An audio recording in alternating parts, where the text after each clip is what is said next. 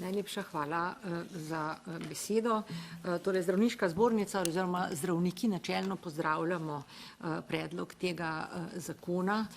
Področje do neke mere poznajo vsi zdravniki, vodenje kakovosti v zdravstvu je del strokovnega izpita za zdravnike pripravnike in vzpostavljanje sistema in ustanovitev agencije je tudi ena od prioritet, ki jo je za spremembe v zdravstvu izpostavila Zdravniška zbornica pred dobrim letom in pol.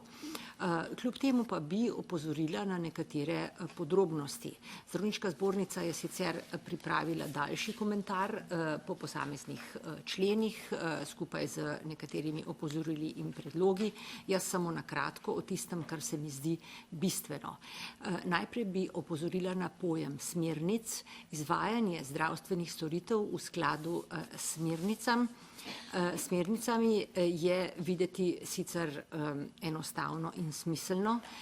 Načelno je to sicer v neskladju z tem, da mora biti zdravnik pri svojem odločanju in ravnanju avtonomen, ampak to pravzaprav ni načelo, ki varuje zdravnika, ampak varuje bolnika. Namreč smernice so seznam priporočil, bolj ali manj močnih, ki temeljijo na bolj ali manj trdnih dokazih. Ti dokazi so klinične raziskave, v katere ni bilo vključenih vseh tipov bolnikov in lahko se obravnava dogaja pri bolniku, za katerega smernice ne moremo uporabiti. Okvirno je možno po smernicah obravnavati recimo 80% bolnikov, seveda različno od posameznih situacij. Zato je treba tukaj upoštevati, da mora biti ohranjena avtonomija zdravnika, ki pa seveda mora iz dokumentacije obravnave mora biti razvidno, zakaj je bila ta obravnava drugačna. Druga točka, na katero bi opozorila, je izvedljivost tega zakona, zlasti pri manjših izvajalcih, ki seveda nimajo služb, nimajo kadrov, ki bi lahko vse navedeno izvajale. Zdi se nam smiselno, če želimo, da se bo zakon izvajal in smo za to zainteresirani, da so ta določila različna glede na velikost izvajalca.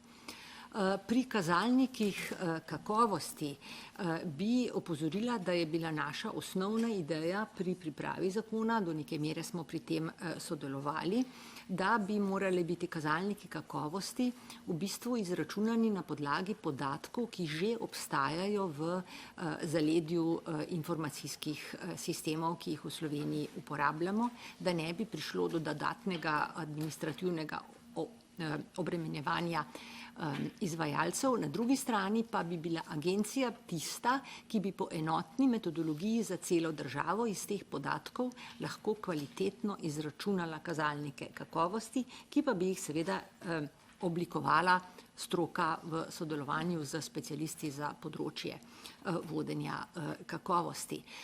Prav tako, na to je opozorila že gospa direktorica Zavoda za zdravstveno zavarovanje, kazalniki kakovosti so lahko del plačilnega modela, ampak izkušnje iz tujine, kjer so se začeli s tem področjem ukvarjati pred 20 leti in več, so pokazale, da je v nekaterih primerih prišlo do anomalij, predvsem v smislu izvajanja seveda enostavnejših storitev, s katerimi ste lahko dosegli boljše kazalnike kakovosti in podobno. Torej to povezovanje rezultatov pri kazalnikih kakostih neposredno z modelom plačevanja je treba uvesti izredno počasi in previdno.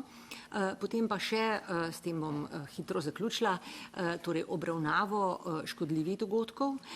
Tukaj si želimo, da bi bil zakon usmerjen bistveno bolj v graditev kulture, varnosti in ne toliko v neko kaznovalno politiko in izpostavljanje in pa seveda obravnavo pomembnih dogodkov na nacionalni ravni na način, ki bi onemogočil dostop do teh podatkov organom pregona, ker samo na ta način bomo lahko zgradili eno odprto kulturo varnosti in seveda pridobili izvajalce zdravstvene dejavnosti k temu, da bodo o zapletih poročali, da se jih bo lahko analiziralo in potem situacijo izboljšali. Hvala lepa.